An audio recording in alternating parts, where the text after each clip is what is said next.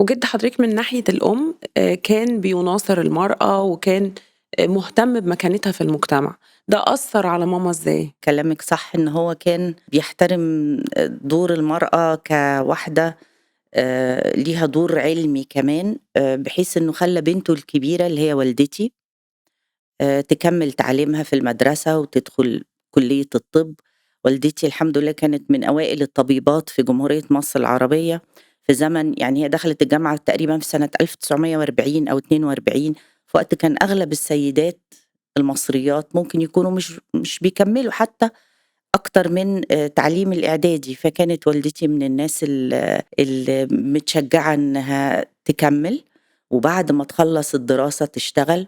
في نفس الوقت إخواتها البنات كلّهم ما ينفعش بنات تطلع كده في الوقت ده غير لو كان والدهم مقتنع بقيمتهم، وبإن هم يشوفوا هم هواياتهم إيه واهتماماتهم إيه ويساندهم. ويبقى داعم ليهم. أكيد ما يقدروش يطلعوا كده غير بدعم من الأب.